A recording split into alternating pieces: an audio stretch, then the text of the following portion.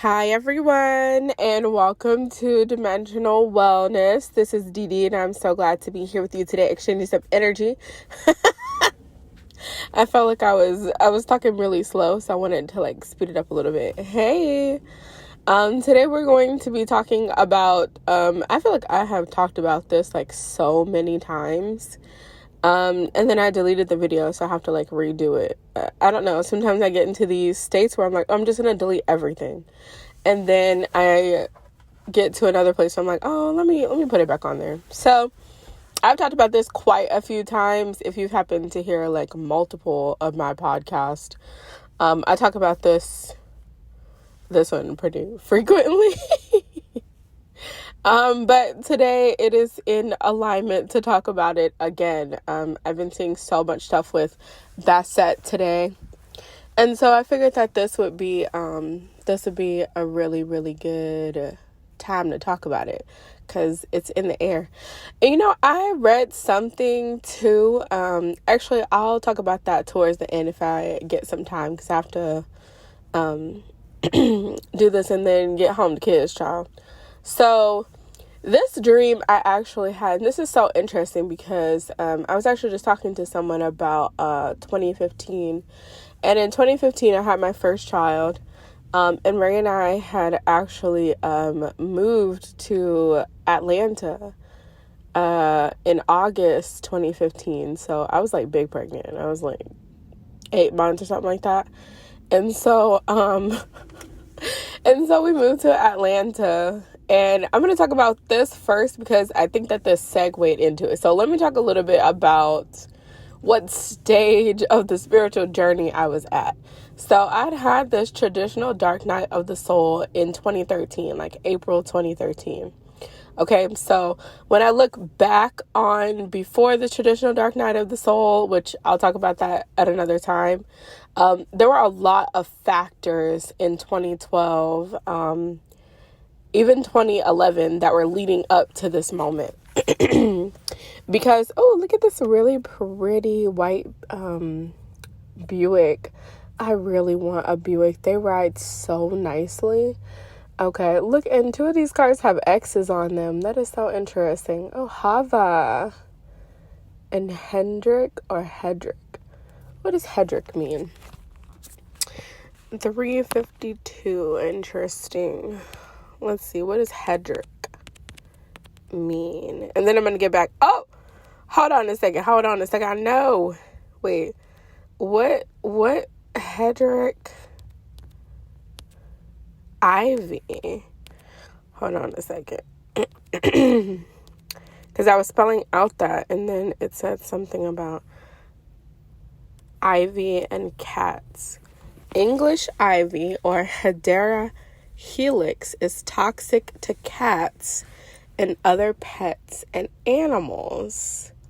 It has poisonous compounds known as hydrogenin and polyacetylene. That looks like Tylenol. Polyacetylene or something. It's not Tylenol, but Tylen looks like Tylenol. With their foliage being more dangerous than berries.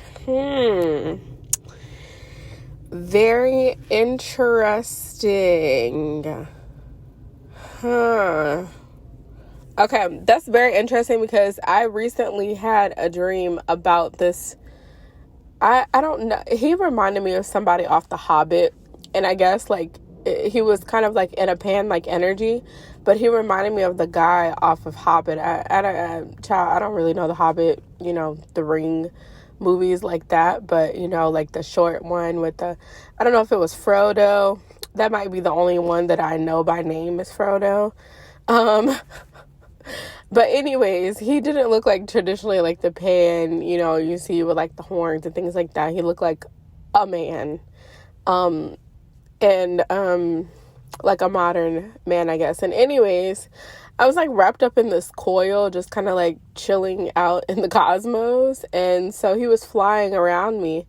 And he was in order for you to free yourself, it was very much if you've ever seen the 8 of Swords card and in traditional tarot, where she's like wrapped up in these like silver coils, and there's like, swords around her. And so the idea is that, it's like you've got yourself into this mental kind of bind, right? So I'm like, okay. So I wasn't really struggling to get out of the coils because I knew that I could. But it felt like the coils kept binding me. And so I was like, well, I could struggle against them and like fight my way out of it, but I've already done that before. Like, that's not really the issue. The issue is, why do the coils keep finding me? And so he looked at me and he was like, well, and he was very reluctant to give me this information. I do want to say that.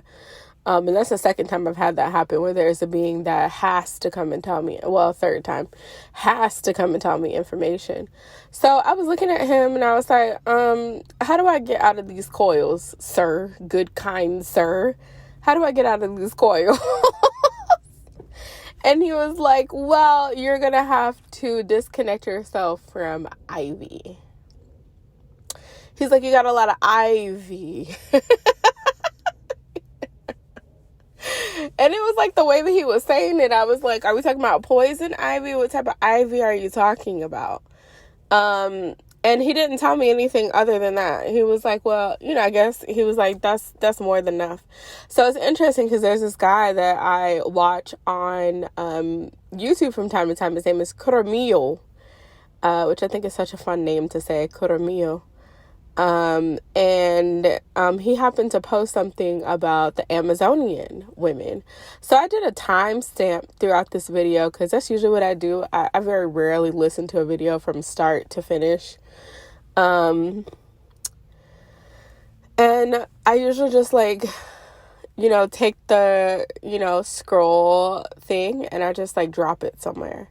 And usually it's like really in sync with whatever is going on in life. And I really like doing that because it's very interesting and it's a little bit theatrical. I don't like drama, but I do like theatrics a little bit. And so it's very theatrical and it's always like, oh my gosh, this is exactly what I was just thinking about. So it's really fun. Anyway, so I do that and I kid you not, he lands on how ivy and berries were important to the Amazonian women. And so I was like, whoa, that's crazy. So anyways, that's crazy because this car just pulled up and it had a big old white X on it. And then the car in front of it had a big old black X on it. And then they had Hedrick, which I didn't figure out what Hedrick was, but Hedera is very similar to that. And I feel like that's very interesting because we're going to be talking about cats today. And I was just talking about best sets. Do you know what I'm saying? Okay, so let's get into it because that's all the confirmation I need. I was supposed to be talking about this today. Okay, so, Kaya. Interesting. There's this little boy that I see from time to time in my dreams, and he's like a Turkish or Middle Eastern, like Lebanese little boy. And his name is Kai. I see him not all the time, but every time I see him, he's like this old friend that I like forget that I have. It's so interesting. Okay, so anyways, let me focus. Okay. Oh, look, that butterfly. Okay, focus, DeeDee, focus. Okay. So while I was in the hospital giving birth to this wonderful, wonderful child, this new beginning, okay, I took like a piece of Oxycontin. They gave me like a piece of it in the hospital. Oh my gosh, let me make sure that I'm saying it correctly. I think it is because I had to have a C-section. I'm pretty sure it was Oxycontin. But she was like, do you want a full one? Do you want a full and a half one? I was like, girl, no. And she was like, I was like, I don't want to become addicted to this. And she was like, you'll be okay. You'll be fine, I'm sure. And she was like, you have to take more than, like 1.5. And so I decided, since I'd never had a C-section before, and I knew that I couldn't feel it because of that spinal tap, child, that spinal tap, like, that was low-key scary because it feels just like an out-of-body experience. You have to actually, like, keep yourself grounded to stay in your body. Like that could easily send you into out of body experience. Like people like say that they go through surgery and stuff like that, and then like they're popped out of body. I'm like, oh yeah, I definitely get it. Which I didn't hear about that until after I had this experience. But looking back on it, I'm like, yeah, that would have been a perfect exit point. So anyways, this point in my journey, I was just like having prophetic dreams. So I was following my dreams at that point. So I had not heard of star seeds. I hadn't really heard of, I may have heard of crystals or something like that, but I was definitely not into crystals or anything until like 2017 is when I started getting into that. I was still like into the Bible. We had these mentors who were trying to give us like a higher, knowledge of the Bible, but I was definitely on dreams, and dreams were reigning supreme over whatever else. Okay. And so, when I was in the hospital, I took a nap and I woke up, because we had to stay in the hospital for a little bit longer. This is something I'll probably talk about like in more detail later, because it was a lot that happened in the hospital. But pretty much like during my pregnancies, my heart rate would stay over like 100, and let's say like 10 beats per minute, like 110, 115, right? And they want you to be under 100. But again, this is like my first child, so I didn't know that. I didn't know that until subsequent pregnancies. So everybody was like freaking out if I was going to like go into heart failure. And then usually it would take my heart like, sometimes by the time I get out of the hospital, but it at least starts trending down. Like the first day it starts trending down to like 110, then it goes down to like 105, but it goes down, but it takes a while, holding the baby and stuff like that. It's stressful on the heart. And I was not conditioned exercise or nothing like that. That's all. I'm not gonna lie. Not like I was living the healthiest lifestyle that was conditioning my heart either. So I ended up staying in there for a pretty long time, like 5 days or so. So they wanted to make sure I didn't have a blood clot somewhere.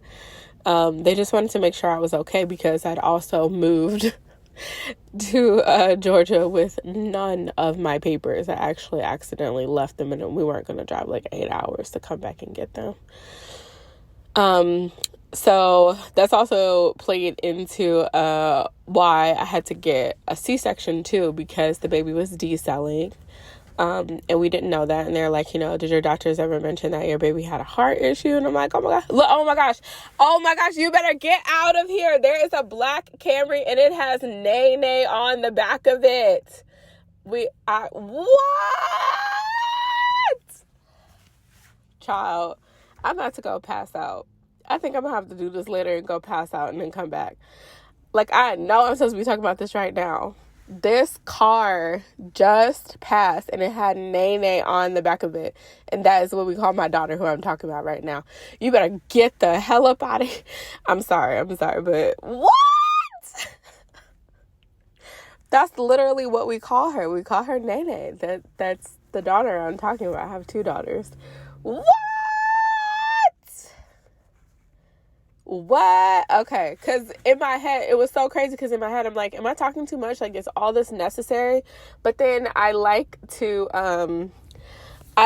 say all these things because, when I'm talking to people, like, in life, the little details really add to the story, because, they might have connections to this. So if you know a nene or something like that, okay, because I was like, I don't know if I should be mentioning all this. Maybe I should just, like, skip it and go. But, okay, I'm supposed to be talking about it. Okay. What? Okay.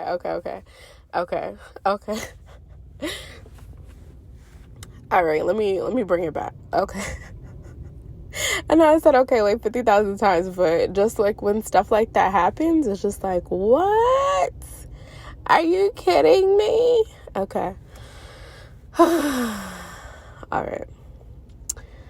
So the baby was decelling and we had no clue what was going on. Since they didn't have a history on me, they didn't know what was going on. He was like, I know that you wanted to, have a VBAC, but We don't have any, history of your pregnancy or anything like that. So I'm going to have to do a C-section because we don't know what's going on. And we're going to just take the baby C-section. So I'm like, cool. Like, I don't really care. I just want to make sure that my baby is good. So thank goodness that he did do that because she had the cord wrapped around her neck twice. And so that's why I got like this spinal tap, and oh my gosh, that was the craziest feeling. That could easily send you into a panic attack too. Like if like it's something that you're like just not, I mean, he could have given me like too much spinal tap. I don't know, because I did feel like it was hard for me to breathe. And he was like, you're talking, so you should be fine. I'm like, I don't know, because I feel like it's hard for me to breathe. But I made it through. And so anyways, so she gave me the oxycodone, whatever it was. I think that's what it was, y'all. Oxycodone, okay? And I only took half of it. So I fell asleep after I took half of it, and then I woke up. I kid you not. I kid you not. I was not sleeping any longer, okay? So I went over to the hospital window because it literally looked like I was looking outside of a spaceship. I kid you not. Like, I promise you, I kid you not. The whole hospital... The whole hospital window looked like the window of a spaceship. And to my knowledge, like at this point, I don't even know if I really heard about extraterrestrials like that. But I intuitively knew that that's what it looked like. And it looked like a very interesting, it didn't look like, the very sterile UFOs that you see now. It had design to it. It kind of looked like the windows in churches or like on old houses that were like, or old houses turned into churches that, look like little cathedrals or something. I'm not sure exactly how to describe it, but, it kind of looked like pieces to a pie. It's kind of like a semicircle, and it kind of looked like pie pieces. So triangles and semicircle. Then in the middle, there was a circle where all the pie pieces were connected. I don't know if I'm explaining that correctly, but my point is that it was a very specific window. And I knew that it looked like a spaceship window because outside of it, when I was looking through the window, I saw what looked like the cosmos, all of these stars and celestial bodies and things like that. And I remember Ray was looking at me and he was like, "Are you okay?" And I was like, "I think I'm having a conversation with God." And what I remember from the conversation was that this presence, this male energy, was letting me know that I had made the right decision by moving to Georgia, and that he was the one that had called me to go to Georgia. Now, it was a collective effort, but I would say that he was the main person outside of ancestors and spirit guides that had called me to go to Georgia. And that I had made a good decision. And even though, I was unsure about it, that this is exactly what he had asked me to do. And so I was like, okay, okay, cool. So he was pretty much like, you're on the right path. I know it seems crazy right now, and just kind of go with it. Because there's a lot going on in the hospital. There is a lot going on with our living situation. And I did, some people don't like to question God, don't like to question higher power, whatever. But I'm a person, I'm going to ask questions. And I remember in the hospital, because, I just went in there to have my baby. The next thing you know, I'm having a C-section. Next thing you know, they're doing like blood clot scans on my legs. They're doing like heart monitor checks on my chest and stuff like that. I'm like, I didn't come here for all of this. There is something going on with our living situation, which was crazy. So I'm like, did you mean for me to come to Atlanta? Because like, was that in the plans, or did I make that up in my head? Because like, this is wild, and I didn't sign up for this. You said to come and have this baby here, that it was essential for me to have Renee in Georgia, and it has been crazy ever since. And so he was letting me know that he did, in fact, call me to Georgia. And I was exactly where I needed to be. And that, of course, there's a lot of different moving pieces to manifestation. People have their own free will. But that I was in the right place at the right time and that he would work it out. Which everything did get worked out for that moment with our living situation while I was in the hospital. So actually me being in the hospital, scared half to death that me and my kid were going to be fine, actually worked out because we did not have any furniture or anything going into the hotel. Actually, the night that I went into labor, we were staying in a car, which is a whole other conversation for another day. But while we were in the hospital, our living situation drastically turned around by the time we got home to where, AEA, interesting. It totally changed. We had furniture, the baby had 2 cribs, we had a couch, we had everything that we needed by the time we got home. So us being in the hospital for those 3 extra days, was the time that everybody needed for everything to get prepared. Now, we didn't even stay in Atlanta that long, which is a whole nother story, but it worked out. Okay. So while we were in Atlanta though, when I got home, and this is the week that I had her. So, this was sometime late October that I had this dream in 2015. And I feel like I got this dream to like, let me know a lot of things, but also to validate to me that I wasn't just high off of painkillers in the hospital. Because after I had this kind of experience and I was talking to him, this was like such an out of the norm experience for me. Like I'd had like random experiences like that before, super spiritual experiences, but you know, when you're just experiencing it and people don't talk about it and it's not a part of like daily life, you don't really know how to interpret it. So I was just, okay, I guess it's like just something else crazy going on. And so I didn't really even think too much of it. I was like, okay, it must be the oxycodone. I don't know. And so anyway, it's getting hot in this car. Child, Arizona is still hot in November, okay? It's 77 degrees and it's... anyways, okay. So anyways... during this week, one of these days, I went to sleep, okay? And I was going to sleep, and I ended up having this dream where I was looking at myself.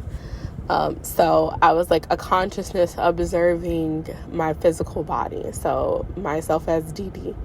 I was observing that, okay? And I was looking at myself and I was interacting with a whole bunch of different family members and friends and things like that. And everybody was like sectioned off into different groups, okay? And so me being the person that I am, sometimes, not all the time, but, you know, I try to get people together. I tried for a while to get people together until I just like, okay, I'm just going to leave it alone. But anyways, I was trying to get everybody together because we were in this very, very beautiful, I'm actually not sure what the term for this is. You know how they have those like stories of like ancient Rome and stuff, and they have those marble kind of temple Parthenon kind of things. I don't know if they call them castles. I don't know what they're called, but that's what this building looked like. It looked like a big, huge, orangish, like a orange, brown, and white marble castle type of situation. But I knew that this one was Egyptian. It wasn't Roman. This was Egyptian, okay? And it was a type of enclosure. So it wasn't quite a house, and it wasn't quite like an outside kind of space with columns. It was some type of enclosure, okay? And there was a huge hall. So it looked like we were in the waiting room of this huge palace or something like that, and we were like in the waiting room, which was also very decadent and stuff. So it was all our friends and family, me and Ray, all our friends and family and stuff like that, and we were in different groups. The families and our friends are in different groups, and everybody was dressed to the nine. Like everybody was dressed, looking good, smelling good, everything. And I remember being like, oh my gosh, like we all look good. I'm like, okay, cool, like I'm feeling this. So But like I said, everybody was separate from each other, and it was really bothering me. It was really bothering me. And so I'm like trying to like talk to the groups. I'm trying to get, you know, this person. Ooh, excuse me. Oh my gosh, that's so terrible. I'm so sorry. So I'm trying to get this person to talk to that person. I'm trying to get them to intertwine with each other. I'm like, why is everybody so separate? But I also was doing that in frustration. Like, ugh. So we were all waiting on this red carpet. Everyone was waiting on this red carpet to go down the red carpet towards this bigger castle area. So since we were in the enclosure, we couldn't really see what the big castle area was, but there were like these double doors that led to this other part of this building type of situation, okay? And so we're all waiting on this red carpet, and I guess everyone heard a bell. I didn't hear the bell because I was still trying to talk to this group and talk to that group until another aspect of me was like, DeeDee, they're already gone. So I was still in my mind like, oh my gosh, what are the ways that I can get everyone to get together and stuff like that? And then next thing I know, I looked up and everybody was going through the double doors. I kid you not, leaving DeeDee behind. So I'm like picking up my dress, and I had like this, you know, really beautiful, simple red satin spaghetti strap dress on with my golden heels, and I'm like running, I'm like picking up my dress, and I'm running down there, and I'm like, don't leave me. Don't leave me. But I'm laughing now, but I was PO'd. I was upset. I was crying. I was like, oh my gosh, I'm like spending all my time trying to get everyone together, and everybody is leaving again. I was so upset, okay? And so I get through the double doors, and when I get through the first set of double doors, okay, so leading out of this enclosure, I get to a dark room, okay? I get to a dark room. Now, when we get to the dark room, on the other side of the dark room is another set of double doors that leads into a different lit up area. So between the enclosure that we were in and then the next light area, there is a dark room situation. Okay, so as I open the first doors and I'm seeing the enclosure, the dark room space, and I'm seeing them go through the second set of double doors without looking where DeeDee is. So I'm like, I'm not about to like run after them and try to keep up with the group. So I decided to just walk into the dark room, and I just sat there, and I was like, I'm not going to try to keep up. I'm like, I'm just going to sit here, and I'm going to sit with my emotions, because I was upset. I was like, wow, like everything that I've been trying to do is keeping everyone together and everything like that, and they don't even care about these efforts. And so I'm like, okay, fine. Like, let's just let the chips fall where they may. If I don't ever see them again, I don't ever see them again. So I sat in the room, and as I sat in the room, I was uncomfortable at first because I didn't know like something was gonna jump out and get me or what the situation was. But what I actually ended up seeing was myself. You see, the world matters. Interesting. Okay, it says you see the world matters. Okay, I'm looking at this bus, and I saw the UC part, but I've been trying to figure out what the whole phrase is. And it says you see the world matters. Okay. Oh, how you see the world matters. How you see the world matters. Okay. I'm just writing this down in my little journal. Okay. So anyways, I was a little uncomfortable, and then I ended up seeing myself again out in a different part of this castle type situation or whatever. And oh look, this car says Ava. Interesting. Eva. EVA. Eva. So I see myself in another part, and that's funny because I'm about to talk about a serpent. I'm sorry if that was really loud in your ear, but sometimes things it really tickles me. So I'm about to talk about a serpent. So I see myself in another part of this castle and I have no clue where it was. And I think that I was like astral projecting myself. And so anyways, I see this huge black cobra, and it's like I'm like walking towards this kind of hearth.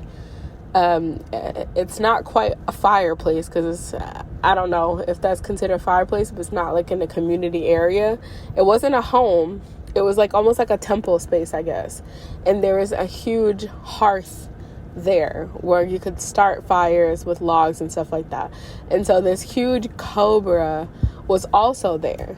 And so it was a huge black cobra too, right? And cobras have the hooded parts. Let me just double check and make sure like what specific cobra it was. Okay, with the hood, I don't know, isn't that what it's called, a hood? Yeah. Okay, so black hooded cobras. Now this is an all black hooded cobra, so I'm not sure which type of cobra that was, but it was all black. Okay, it was completely black, and it had a raised hood. So, and it was a big hood too. It was a huge. Oh, do they raise their hoods? Do they all have hoods and that like expands or something? I don't know how that works, but I guess it looked like it could be in stinging mode, I guess. Like biting mode, I guess. But it was like a male presence too, which I thought was interesting. And it was about as big as me, child. We were like eye to eye. And so I was just staring at it, and I wasn't afraid of anything. And I was kind of expecting it to start talking, but we just kind of stared each other in the eyes, and we just kind of swayed. And then eventually he moved out of the way, and I was like, okay, I guess I passed the test. I don't know. So after I moved past him, that's when I found myself back in this black room. And that's when the doors to the next room with the light opened for me. So they didn't have to hold it open because this experience, I guess, unlocked the doors for it to open for me. And so I was like, oh, okay, cool. So I'm like, okay, fine. So I walked out of the black room and I go to the next set. And when I go to the next set of double doors with the light, I realized that this is a giant hallway. Okay, so it's like this is like a perpendicular room to this hallway. So the hallway is running from left to right when I open the door. And so I look to the left and I look to the right, and I'm not sure which way to go because it's all just a giant hallway with doors. Okay, and so I'm like, oh my gosh, what direction do I even go in? So I was gonna go to the left, but something when I started making that decision was like, no, we need you to go to the right. Now, to the left, the hallway was a lot longer. It was a lot longer of a hallway. To the right, there was probably like 3 doors and then one on the back of the hallway. So I knew that they wanted me to go to the door in the back of the hallway. So I go to the door in the back of the hallway. This was so crazy because I remember in the dream, I was just shocked. Okay, I was just like, what is going on? So I opened the door again. I opened the door to the back of the hallway, and when I step inside, it looks like an IMAX theater. So it looked like an IMAX theater, all these black leather chairs and stuff like that. And then I look to the left, and there is a black domestic cat sitting on this motherboard, okay? And I knew that I was in a spaceship again. So what I had seen at the hall in the hospital was again showing up in this dream. So this one was like a different point of view in this spaceship situation. So it wasn't it wasn't the same exact window I was looking out of. This one was more like, you see in Star Trek and stuff like that. It was much more like one sleek window and then a sleek board. And this cat was sitting on the board. And there was like 2 other people in there. Like 2 of them were like kind of dense like me. And then one of them was more ghostly. And they were all men too, except for the cat. I knew the cat was a female. So it was a lot of male energies, but the cat was definitely a feminine energy. And so I just went to go take a seat, and one of the guys was like, no, you should go up there and talk to her. And I just immediately got up, and I remember thinking in my head, like, what does he mean go and talk to the cat? Like go and talk to the cat. Child, I went up there to go, and I was just kind of like looking at the cat, and then I kid you not, the cat started talking to me in English, and I started plugging my ears. I was like, la, la, la, la, la, like a child I was. I was plugging my ears, and I was like, they told me that black cats are evil, like some of my Christian programming. I was like, black cats are evil. But anyways, I was like trying to like block her from talking to me and everything, but I knew that she was talking to me about the secrets of the universe.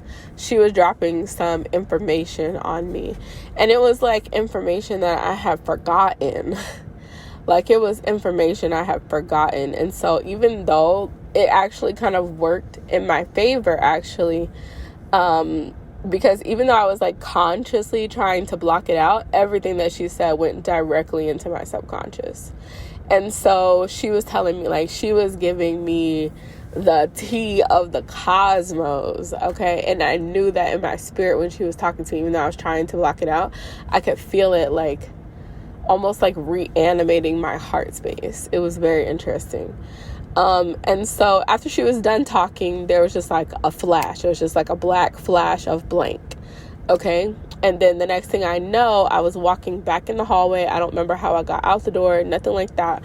I was in the hallway, and now I was walking, and I knew that I had retrieved something, because I had like a level of maturity that you get from years of experience. So I know that when she was talking to me, she had given me something back that I've forgotten.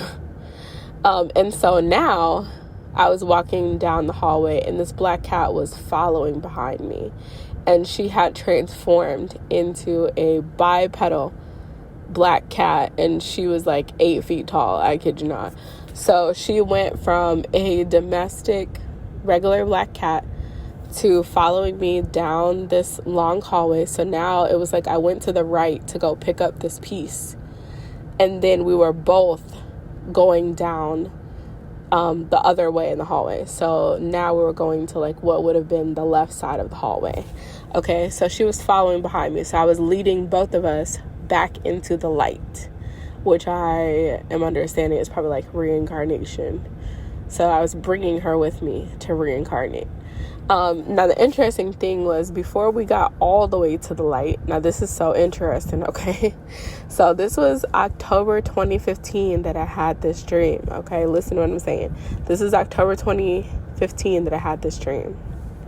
Now before we got all the way down to the light, because that door was open and it was a bright light, so I knew that we were going into a really big light, okay? There was a door right before we hit the light to the right of us, and that door, it was closed, but like I mentally asked it to open, and so it flung open. And when it flung open, I kid you not, I saw this is so wild, but stuff like this happens. And so I'm like, with some of the dreams I talk about, like, I'm like, I have to use discretion, because, I could be actually like talking about people's lives and like spilling tea on them. And that's not necessarily the purpose of why I'm saying these dreams. The door flung open, and I saw Beyonce, and I saw her in her Lemonade album. There is a song that she does in her Lemonade album, and this is exactly what I saw in the dream. I think it's called 3-inch heels or 6-inch heels. Hold on, let me see. And I'm gonna read some lyrics. Okay, hold on. Nipsey Hussle has a song called 6-inch heels too? What? Why in the world does he have a song called 6-inch heels?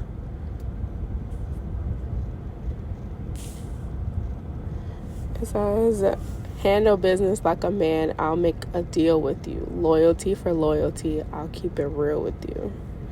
What? I didn't even know he had a song.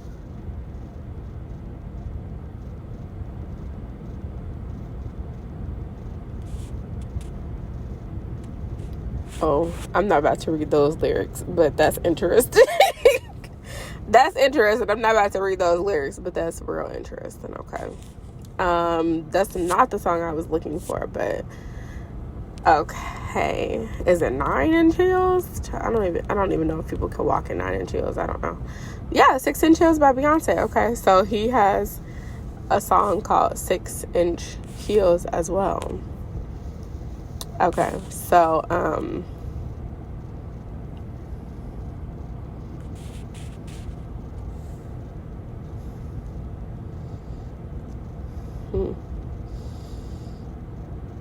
I don't think I'm gonna read this song either.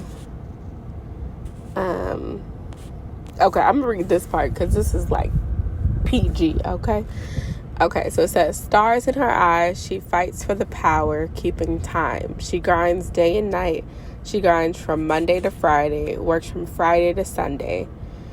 That's all I'm gonna read from that. But anyways, pretty much, so this is what I saw. And like, if you see her, now the only reason I even know about this particular tool is because I spent time in a Episcopalian church.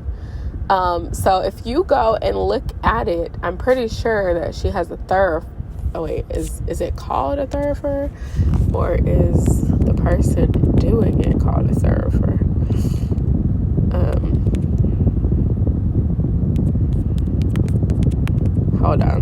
Hold on, I gotta make sure I know what I'm talking about, y'all.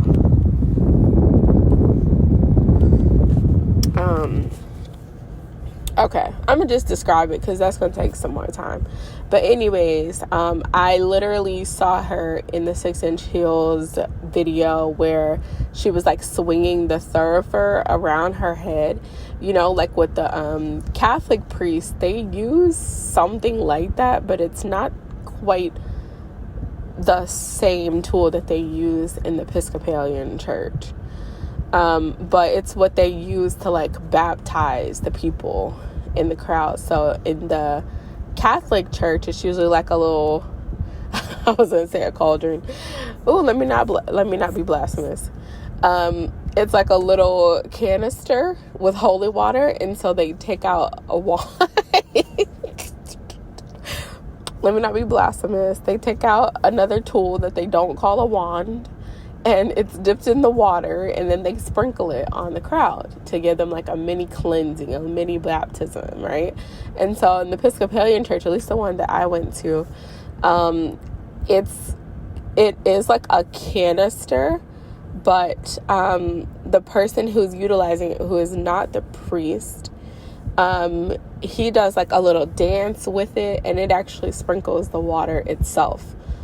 It's very interesting. But anyways, that's what I saw her. She was like, you know, that part where she's like swinging around her head, and it's like red and black, and it's looking real crazy. I mean, some people might say that it looks demonic, but that usually looks like possession to me, when you're being possessed by a spirit.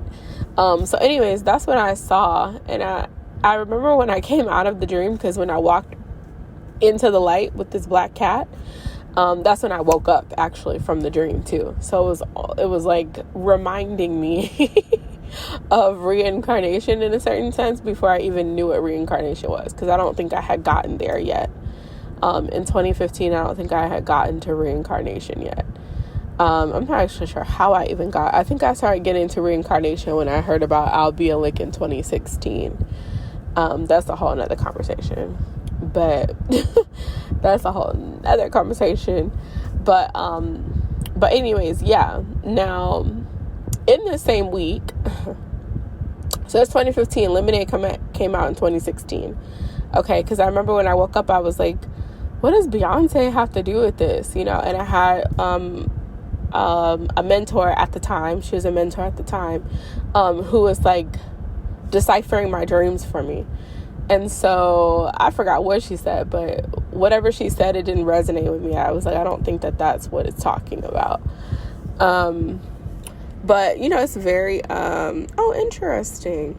But it's very, very rare that, like, I tell somebody that I don't agree with what they're saying, unless I feel like it's, like, really critical. You know, like, most of the time, especially, like, now in the journey, I don't really care about, like, necessarily, like, whether they're right or wrong. I want to hear what their opinion is and, like, to kind of see where they're going with it. Do you know what I'm saying? And so I don't know if I even mentioned it, but I just kind of held on to it, and I was just like, that's not what it means. So I'm probably going to figure out later what it's talking about.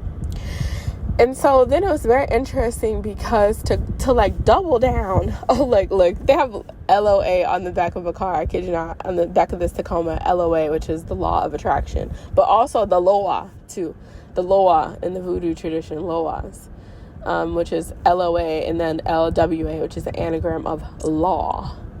Very interesting stuff. Okay, so to double down on the space concept, which is funny because I still didn't even, like, at that point in time, I was just so far away from, you know, a space concept that I just didn't even know. Like, for the longest time, I was like, that was a really weird IMAX.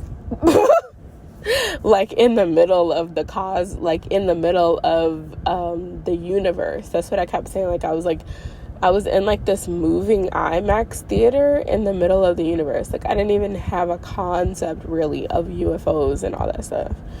But to double down on it, like, 2 days later, I ended up having, look, it's a 66XXY. And that's, like, you know, the XX and the XY chromosomes. It's very interesting. So to double down on it, probably like 2 days later, I ended up having this dream. And after this dream, I was like, yeah, I probably need to, like, really figure out what this is talking about, because what is it talking about? So in this dream, I was actually back in New Orleans. So during this time, we were in Atlanta when I had these dreams, okay? We're still living in Atlanta. We're living in Stone Mountain. So in this dream, I was back in Louisiana, and I was driving with a family member. And we were driving in an area in town, which is the east, but it's going towards, like, Michoud, back where they had, like, the old Jazzland, if you know about New Orleans. So we were driving on that bridge, but it was like we were coming from, I think I was driving and I didn't know where I was driving to, and so I was driving too far, and so I had to, like, hit the interstate on the other side to go down to Bullard exit, okay? Because I mean, typical DeeDee, like, I'm not that great with directions. So we passed up Jazzland, and I was like, oh, this is too far. This is not where we're trying to go. So this is in the dream, okay? I'm driving with a relative, and I'm like, we need to turn around because this is not the right way. So then we ended up getting off on Bullard, I believe, or was it Crowder? I don't know, one of those, whatever. But it was, we were getting off to go to this area that I used to go to very frequently as a child, like around 4th grade, which is a whole nother story. Wait, was that 5th grade? No, it had to be 4th grade, or was it 3rd grade? This was after Ursuline, so yeah, 4th grade, okay? So this area, this is the only reason I really know about this area, because one of my family members has a office in this area. And so I knew this area pretty well. And if you're from New Orleans, it's like the area that's over there by Joe Brown Park. Okay. So we're driving past Joe Brown Park, and we're, like, going deeper past Joe Brown Park. And I can't remember what street Joe Brown Park is on. Actually, I could just look it up. Let me see. Joe Brown Park in New Orleans. Yeah, what street is that on? On Reed. Okay. On Reed Boulevard. So we're driving past Joe Brown Park, and there's a specific hospital out there too, which we would pass and stuff like that. And so we're going deeper in there, and then all of a sudden, I kid you not, all of a sudden, I just stop at this big old rocket ship. Okay. And I'm like, we're gonna be late. Get out of the car and let's run. That's what I'm telling my relative. I'm like, get out of the car. We have to go and catch this rocket ship, or we're gonna be late. And so she's like, why are we going on this rocket ship? I'm like, I don't have time to describe it. Like, let's just go. And so next thing I know, there's like a flash, and next thing I know, we're just on Jupiter. We're just on Jupiter, okay? So I guess we took the rocket ship to Jupiter. We're on Jupiter, okay? And so we are on Jupiter, and we are in specifically a Marriott Bonvoy hotel. Okay, so we're in a Marriott. We checked in, we got our room, and we're sitting in the room, and my relative is like floored, like her brain is scrambled. She's like, what do you mean that you knew that there was a hotel on Jupiter? And I think that's probably why I took her with me, because I was like, yeah, I need to like break this construct for you that, you know, you're like a human living on Earth. Like I know, because I was just there, and you know, it really puts a lock on your mind. I think that's why I picked this specific relative to come with me. And so I'm like explaining to her, and child, and I had previously forgotten this. Okay, so this is the crazy part. So I'm like hitting the ground running. This was like 2 days from the day that I'm walking with this black cat, and now 2 days later I'm on Jupiter in the dream in a hotel. Okay, and still consciously, I'm still like, after the dream was over, I was still like, what? Like, I still was like, what? So anyways, back to the dream. We're in the room, and I'm telling her about all the plans that we have for Jupiter. So I'm a part of some type of team that we are terraforming Jupiter. So Jupiter already existed. There are civilizations that lived on Jupiter. We are now working with a particular, let's say, city, I would say, to terraform, which is like make it compatible for human life, so people from Earth to transition to Jupiter to live in this specific space. So we worked with the people on Jupiter. Now I'm saying it a little bit not exactly correct, because I had been to Jupiter and I felt like I had a connection to Jupiter. So it wasn't just like Earth ambassadors. I had a specific connection to Jupiter, and I was kind of an ambassador for Earth with Jupiter connections. That's what I would say. So ambassador for Earth, doing like inner relations between Earth and Jupiter. That's what I would say. Okay. And clearly I'm living on Earth. Okay. So this is a place that was like carved out for us. So we didn't like kill anyone to get the land or anything like that. We just simply did a agreement. So I was letting her know about the blueprints we had. We were doing urban development for Jupiter, and I remember being really, really upset and angry because I realized that, now this is so funny, but I kid you not, this is all they had. They had a hotel, they had a doggone taco stand, I kid you not, a makeshift taco stand, and like a really, really horrible electricity shop. That's everything. And I was so upset because we were supposed to be further than that. And I think that whatever team I was working with, like, didn't expect me to show up to Jupiter so fast. They didn't expect me to be coming to check out the progress, I guess, because they're like, oh, she's look, 1014. They're like, oh, I guess, she's like she's in a human suit right now. Her brain's kind of locked down, so we're good probably for like the next 70 years or so. But I showed up and I was like, this is not what I said. So I was infuriated because I knew that we were like really behind on the timeline. And I remember that when I was going towards this rocket ship about to get on, I had a feeling that this is going to be like one of my last times on this rocket ship coming to Earth, because my plan was like within the next 2 or 3 trips to bring my family to Jupiter. it wasn't to like come back to Earth for like another 5 or 10 years. So I was really like, I was like, you know, like rage crying. I was that upset about this. Like in the dream, I'm kidding you not. In the dream, I was like rage crying about this because I was so ready to be off of Earth. And so the next thing I know, because my relative saw me so emotional and stuff, and she was like, okay, I don't know what to do about this. So I just kind of was like, let's just take a nap and relax and stuff like that. So she went to sleep. And the next thing I know, there's like this little bitty pod that came up to my hotel window. It was like the cute little pods that you see like in Attack of the Clones in the beginning when everybody has their like little personal pods instead of cars. That's exactly what it looked like. So I got into the pod because I knew that it was for me, and you know, some energy had sensed that I was very upset. And so the next thing I know, I was transported to this area past Jupiter. And it was like past these gaseous kind of clouds, kind of. And once you got past the clouds, there were these 9 gigantic moons.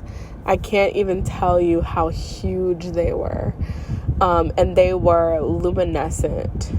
And it was 9 of them. And they were kind of like one next to the other, next to the other, next to the other. And they were beautiful. And it was like a sight that's just so profound and beautiful that it's almost scary. Like I felt so ungrounded in this little pod looking at all 9 of these gigantic moons. It was crazy to me. Like I was almost gonna have a panic attack, like in this dream. I kid you not, in this dream. And that's why I know, like, it's, oh look, 8:04. That's crazy. That's crazy. I can't even deal with life sometimes. Okay, 8:04. So anyways, instead of panicking, I just kind of like sat into it, and I don't know how to describe it other than like, as I sat into it, oh look, in 552, thank you for that, because I needed that confirmation. As I sat into the energies, I was receiving a transmission from these moons, okay, and it was like of a piece, and it wasn't telepathic communication because they weren't sending me visuals or anything like that. It was like a heart convergence or something like that. And what I understood through just sitting there and being in the presence was that these moons were calming me down. And they're like, you know, I know that, you know, if I could articulate it, like, I know that this is not what you were expecting, and it is behind schedule, and we're validating that, but it's going to be okay. Like, we are going to get it in alignment, and it's going to be fine. So, like, relax. We're supporting you. You're good. I know it's not what you wanted to do, going back to Earth, but, like, it's gonna be okay. And it gave me this sense of calm, so that when I went back to the hotel, I was calm. And I was like, okay, it's not gonna go how I'm going to go. And I heard this recently, and I've been holding on to it. It's like, it might not show up how you want it to show up at first, but don't reject it, because as you intertwine with it, that's when both wills are taken into account, and that's when you can actually build what you want. Also taking the other energy into account, build together. And so then, in a blink of an eye, my relative woke up from her nap, didn't even know that I left to go talk to the moons, you know, casual things. And we ended up back on Earth. And I had definitely still like a sense of frustration, like I wasn't completely fine. But that little heart communication definitely made it easier to come back. And so I was like, okay. And that's when I woke up. Now, the interesting thing about this dream too is that I ended up meeting a woman in 2020, maybe the end of 2021, going into 2020. And she ended up having a dream about going to Jupiter.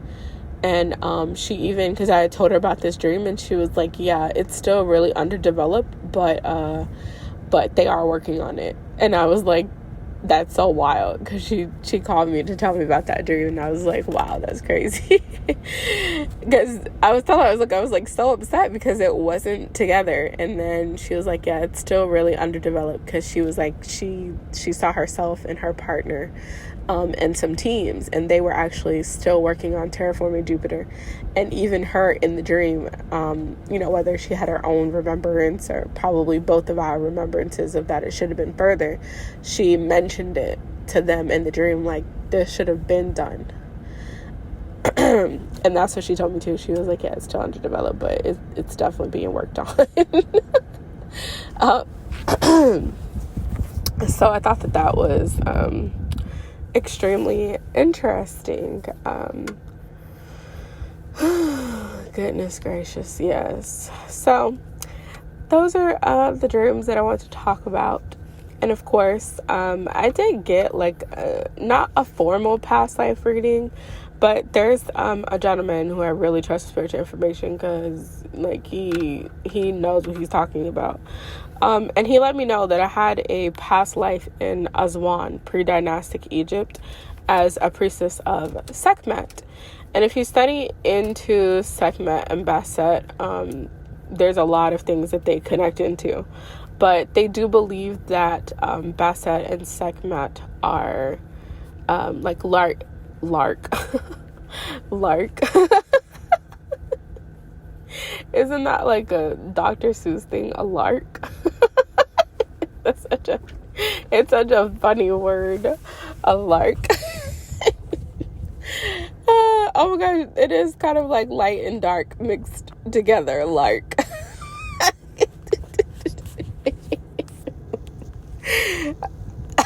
I was gonna say that light and dark aspects of each other, but instead I said lark. That kind of works, light and dark aspects. So I don't know if I was representing Sekhmet, she was representing Bastet or what, but I have a lot of connections to black cats and panthers and things like that. So yeah, I just wanted to talk about that. Thought that was interesting. If you have seen Jupiter, I would love to hear about it, especially if it's been built up, with like humans on it and stuff like that. I would love to hear about that. Comment that down below. But I'm gonna have to like get on up out of here, because I gotta go do mommy things and give dad a break. Does that say Obi-Wan? I kid you not, this thing says Obi-Wan. You better shut up. And I actually see this person. I've seen this person like twice at Starbucks. They've got Obi-Wan on the back of their car. This air is dry out here, okay? This air is dry. Like, I know I just got upset at the air, but I'm like, this air is so dry. It's actually ridiculous. So the first time I actually saw this person with Obi-Wan on the back of their car at Starbucks was after I had a dream of being a Dakini. And if you know about the Dakinis, they call them Skywalkers. And so it's like, oh my gosh, like Luke Skywalker and stuff. And then now I've been seeing Leia Skywalker. I've been seeing Leia on the back of cars, which is very funny, because every time I think of like Leia Skywalker, I think of like that scene where she's like scantily clad in the gold, and like those really disgusting monsters want her to like dance for them, like an exotic dancer or something. I'm like, ugh, like ew. But that's the scene that I always think about. I'm like, poor Leia. But anyways, okay, that's all I have for today. Make sure that you like, comment, subscribe, share it with a friend. If you have any connections with Jupiter or anything that I'm saying, please comment down below. I would love to hear about it. And I will be back with another video, my friends. Bye.